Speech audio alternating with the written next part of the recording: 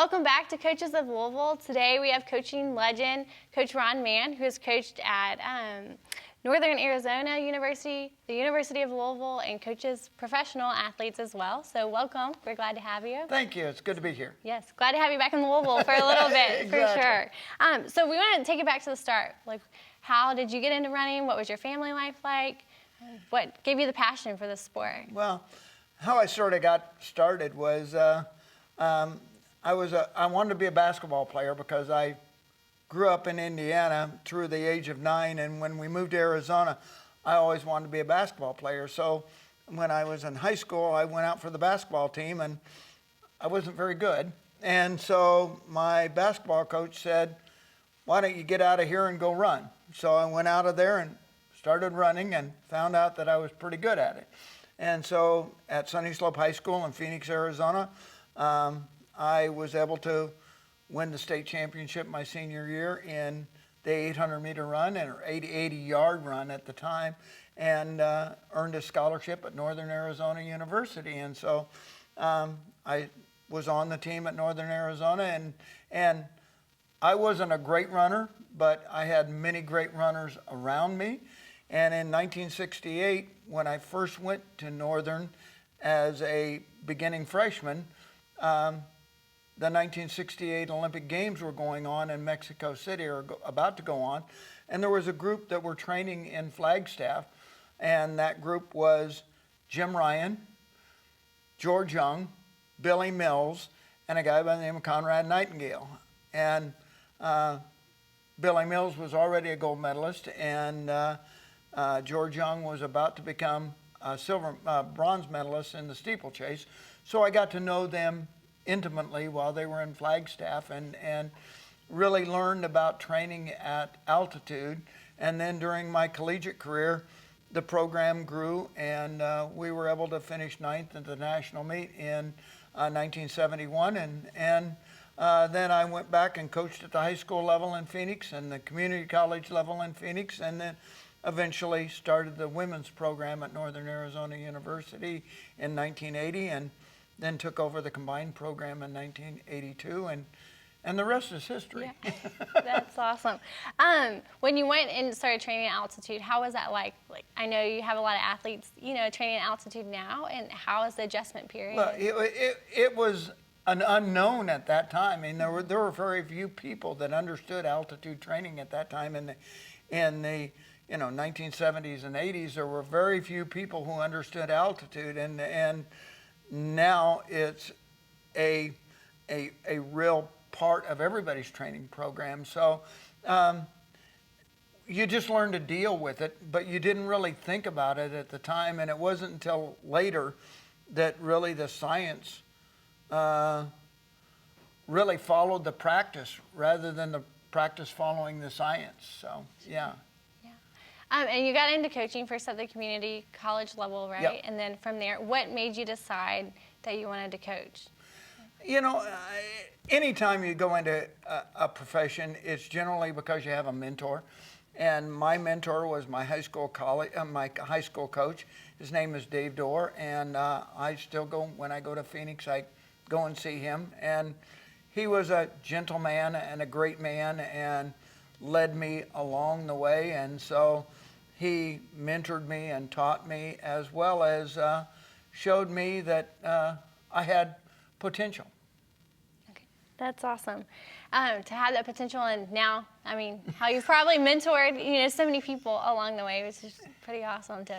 Well, it was really interesting. I was on my way over here this evening, and one of my ex-athletes texted me and said, I'm sure I was a pain in your butt, but thanks for doing what you did and putting up with me. And those are the things that are the real rewards behind coaching. It's not the medals that you get or the accolades that you get and all of the things that come along with coaching.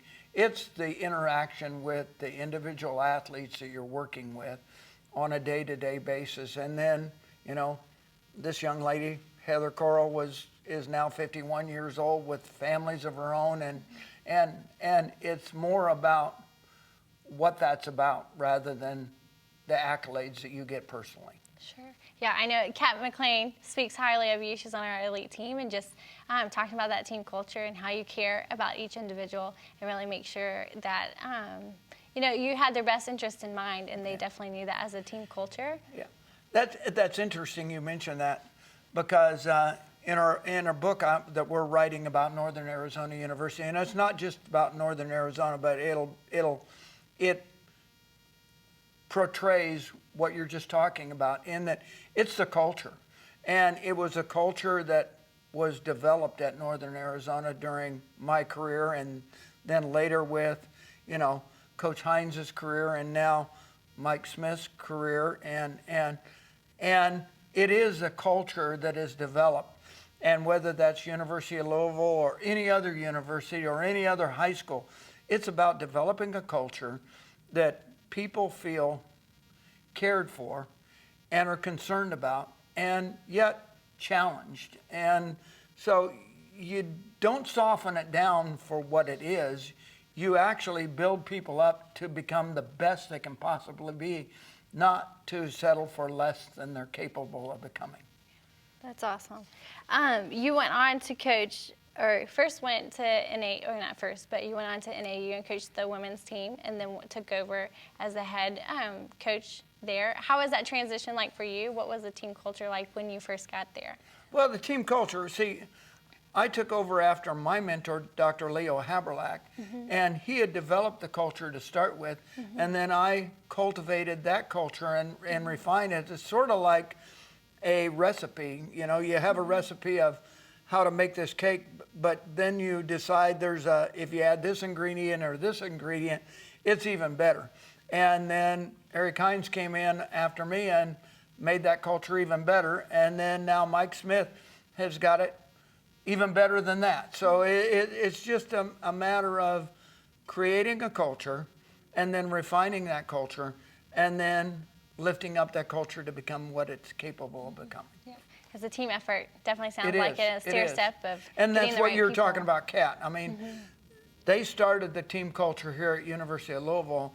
That women's team at University of Louisville and those young ladies, they really bought into what we were doing, and they became great young ladies as well as great runners, and then they're all good friends to this day. Yeah.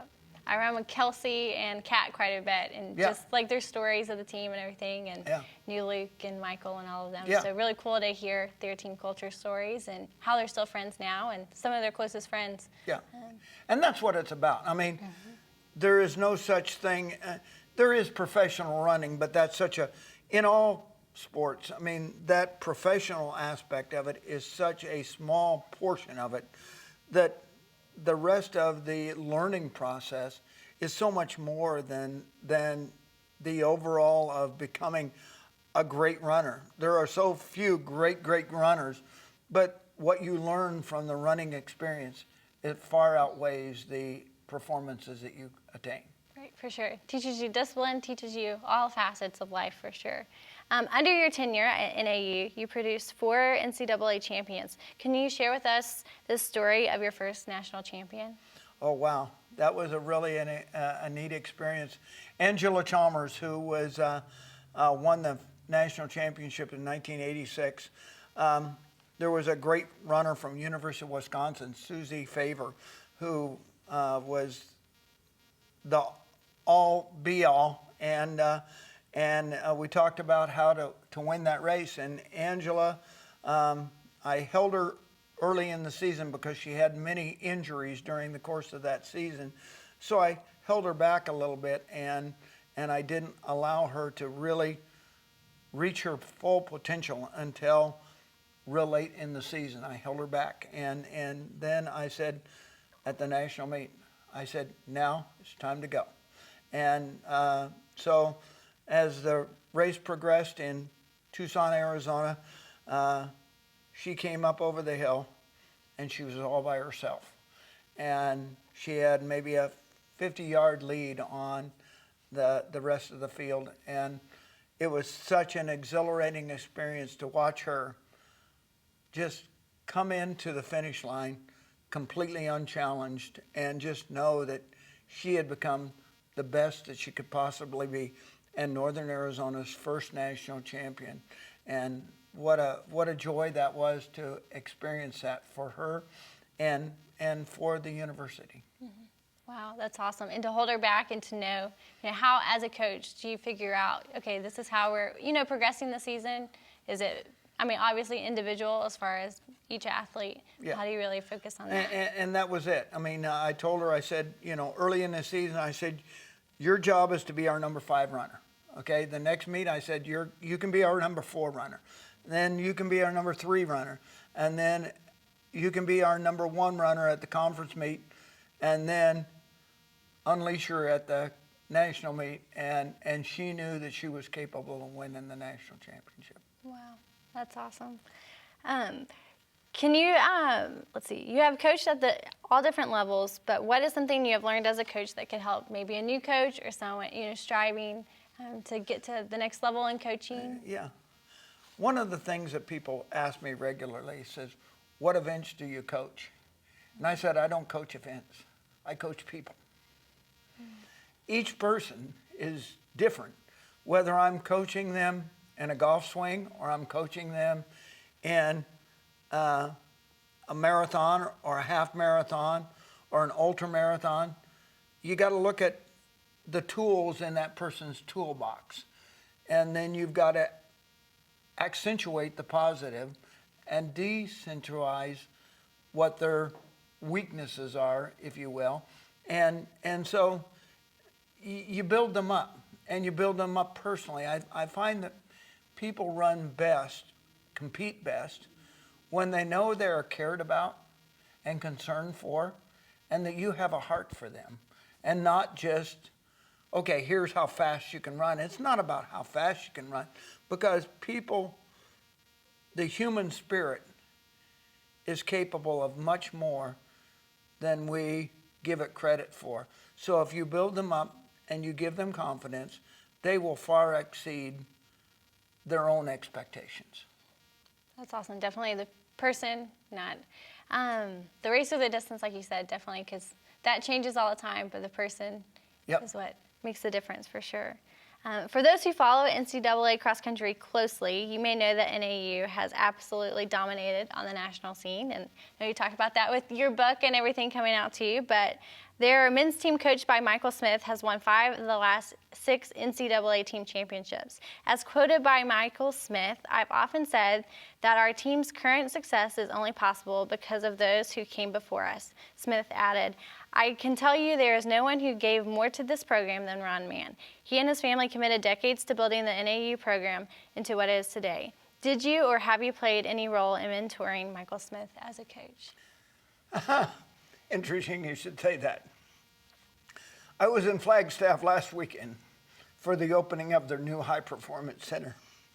And Mike and I have developed a real close relationship. And he has really embraced the traditions of NAU, and me personally, and my wife Charlene. We have a lot of interest in the program, a lot of passion for the program, and Mike has taken what we had and so refined it that I'm in awe of what he has done there. And, he talks about things that he's doing now that were things that we did back in the day, but it's like it's just been fine-tuned. So, do I feel like I've mentored him? Not so much mentored him on a coaching level, but mentored him in knowing that he holds a place in history. That place is such a special place. It's not just Flagstaff and Northern Arizona University. That is the mecca of running in the United States, if not the world. Mm-hmm. Yeah. And Mike knows that he is responsible for that now. He takes full knowledge that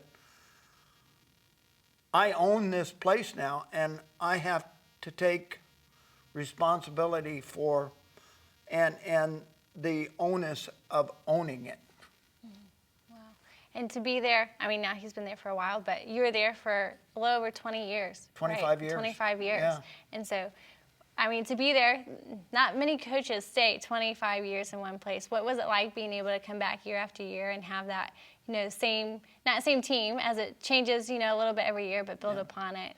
Well, the thing about it for me was my goal was always to win a national championship there. And from the day I got there, and to get so close so many times and to fall short, there were just, the university wasn't, it was a small little university when I got there, and now it's grown into, they just built a $47 million high performance center that is a Power 5 facility. I mean, it's phenomenal.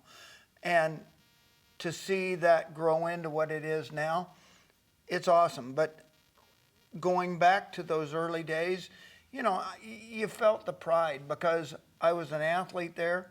I was a coach there. I handed it off to people that I trusted. And now Mike owns it, and he trusts it, and he cares for it, and he realizes the true beauty of what it is that he has. Wow. And then in 2004, you made the move to Louisville. Yeah. And started coaching at the University of Louisville. What was that like, making that move, and what made you excited to take over the team here? Well, one of the things that sort of, I had felt like I'd done all I could do at Northern. I mean, in that Northern Arizona University, in order for it to grow, a lot of people thought that it was just because of Ron Mann that the university was where it was, and I knew that it wasn't about Ron Mann. It was about something much greater. Plus, I wanted to prove to myself that I was capable of building it again in another location. It was a personal challenge, and I was at a place in my career where, there were lots of things that led me back to the Midwest. I was born and raised in Lafayette, Indiana, and we had a family farm there, and my wife's family, she graduated from Corydon High School in southern Indiana. There were lots of Midwestern roots, so this was a perfect place for us. And Tom Jurich, who brought me here, and I knew Tom for a very long time, so I knew that Louisville had all of the things that needed to be here in order to build a program. And with Tom Sawyer Park and the new park system that was coming on board and all of that, it was capable of becoming something really good. And so that's what brought us here. And I think we did a pretty good job of building it here. Yes, you definitely did. While you were here, you produced 8 Big East team titles, and then including 5 straight outdoor titles on the women's side, more than 90 individual conference championships. You produced more individual NCAA champions than anyone in that program. But how was it like, coming here? You we're talking about the park systems and the different ones. Is Tom Sawyer kind of your favorite place to do workouts for people? I see you at Seneca sometimes, or saw you at I really love Tom Sawyer. I mean, I think that that setup at Tom Sawyer was so perfect in that the inner trails of Tom Sawyer, as well as the grass around Tom Sawyer to get soft surfaces. One of the problems in an urban environment is being able to get onto soft surfaces. So to be able to get out here and to get to Tom Sawyer and get onto those soft surfaces and get those repeat miles on the gravel and get the repeat thousands and all of that was such a blessing. And we felt like that when we came here, and I reviewed the city and everything, we thought, okay, there's some challenges here, but at the same time, there's some great benefits to what's going on, and those benefits have expanded now even further in that, you now have the trails of the southern Indiana trails, and now the trails clear out to, as far as you want to go. So that part of it has really expanded since I got here, and I'm very proud that the city of Louisville has really expanded on that, not only for the running community, but for the health and wellness of the entire community. It's really awesome. You can go anywhere in Louisville. There's a place to go, or the 100-mile, loop. Yeah. There's the Louisville Loop. There's so many places to be active, and something we definitely saw during COVID. More people being out, being active, and exploring the parks and the trails, and really cool to see that we have so much here that we can explore. So you're still doing that, but you also coached at the Beijing 2008 Olympic Games. Yeah. How were you asked, to be a part of that, and how was that experience for you? Well, that was a great experience. Well, what actually happened there was in March of 2008, I was asked to, John McDonald, who was the longtime coach at University of Arkansas, had some family issues, and so he declined his position on the 2008 games. And my intent, and pretty much my tract, if you will, was to be at the 2012 Olympic Games, was sort of my career path, if you want to call it that. That was sort of, because I'd coached at the Pan American Games, I'd coached at the World Championship Games, so really, 2012 was what was supposed to be. So when 2008 came on board, it was probably a little earlier than I had wanted it to be, but certainly you don't turn down an opportunity to coach at the Olympic Games. I tell people regularly, the good news is I got to coach at the Olympic Games. The bad news, I had to spend 28 days in China. Right. And it was a great experience. And to be able to work with athletes like Bernard Lagat and Ryan Hall and all of the great athletes that I was, Galen Roop and those athletes that were so kind to us, and we had such a great experience, and the U.S. did such a great job in Beijing, and to walk into Olympic Stadium, and I had Lopez Lemong carrying the flag in front of me, and I'm standing there behind him, and my family is texting me from America, "We see you on TV with the American flag," and I'm going, "Oh, okay," and it just brings awe to you. You don't realize what an awesome experience that is, and how few people get that honor to represent the United States of America. Right.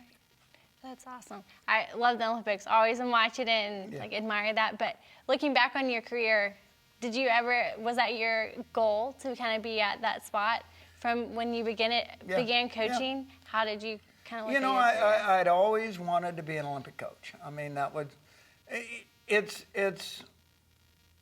knew that I didn't have the talent to be an Olympic athlete. Mm-hmm. So then you want to be an Olympic coach. And to fulfill that goal, to be on that stage, it certainly is an honor and a humbling experience. You just sit there and you go, how did I become so blessed to have this opportunity? Mm-hmm. And you went on in 2013, retired from collegiate coaching, and then coach more professionals now, a group of marathoners. Yeah.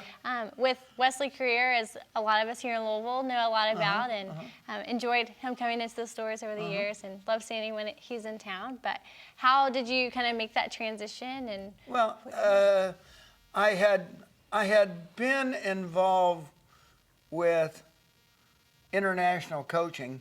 My first Boston Marathon champion was actually in 1991, was Ibrahim Hussein, who won Boston in 1991 at 2:06:13, and he was training with me in Flagstaff, Arizona. And then so I had always had a flavor for the marathon, and I'd been around a lot of great marathon runners and a lot of Kenyans and a lot of international athletes, and so I'd learned a lot, sometimes by mistake and sometimes by intent, but having Dieter Baumann at 5,000 meters from Germany, lived with me for 6 weeks. So I learned somewhat by accident some of the things that I learned. So applying those to the marathon became so natural. And so when Wesley came along,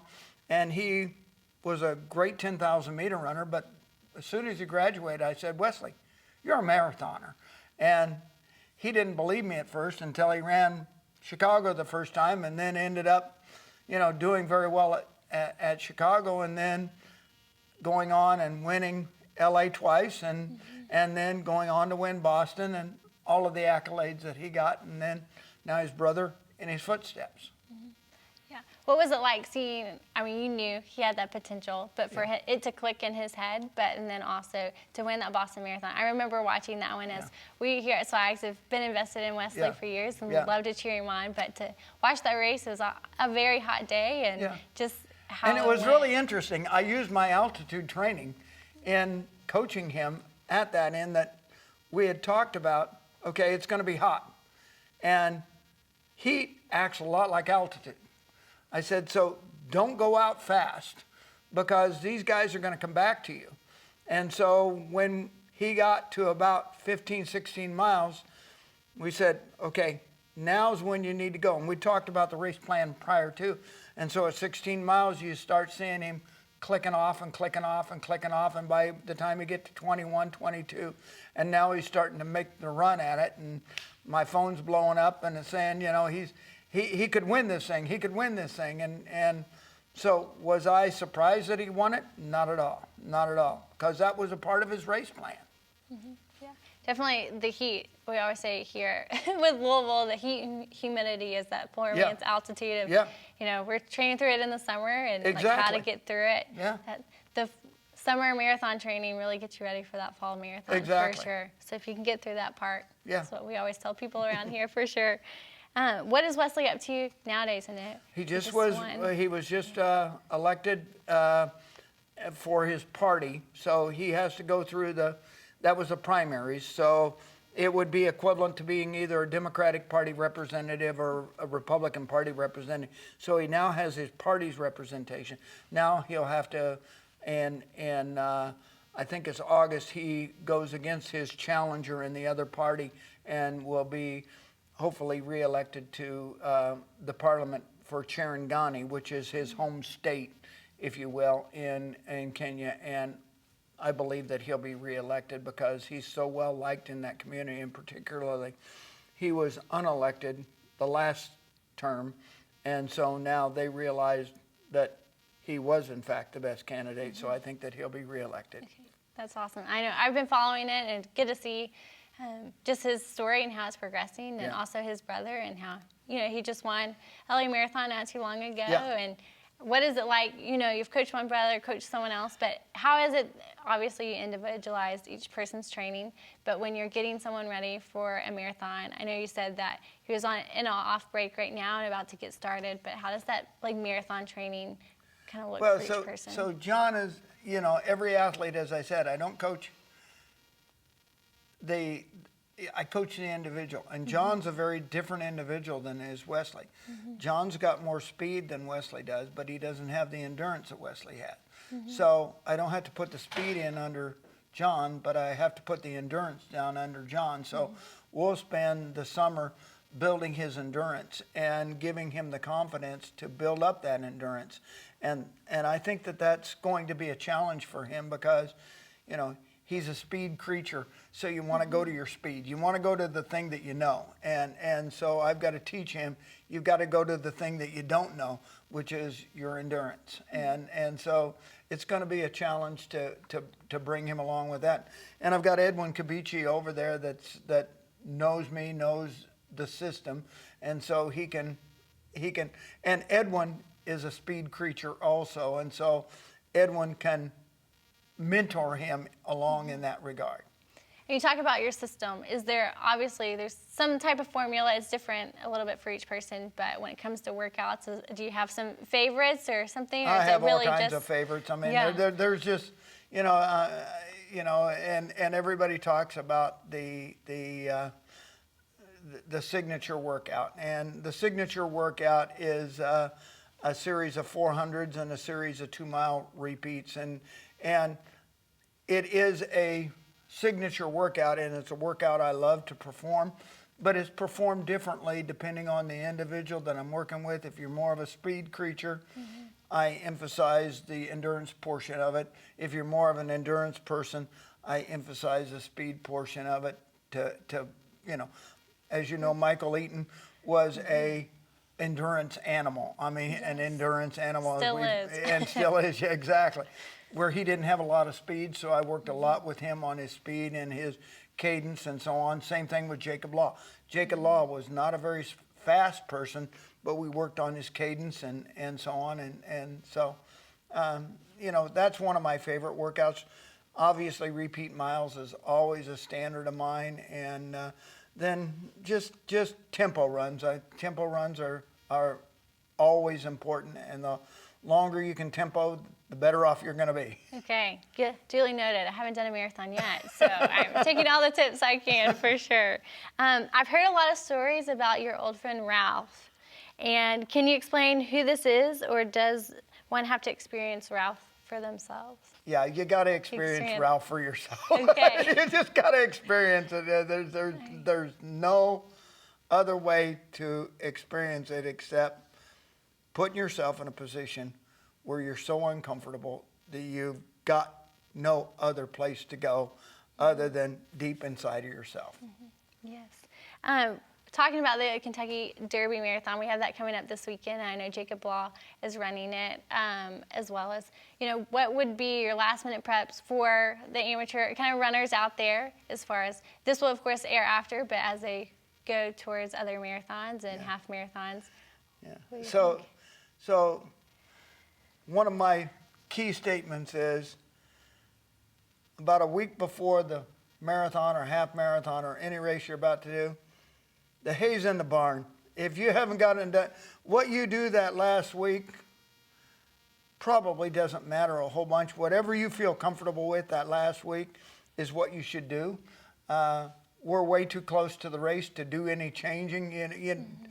What you don't want to do is go out and try and do that last workout and do something stupid.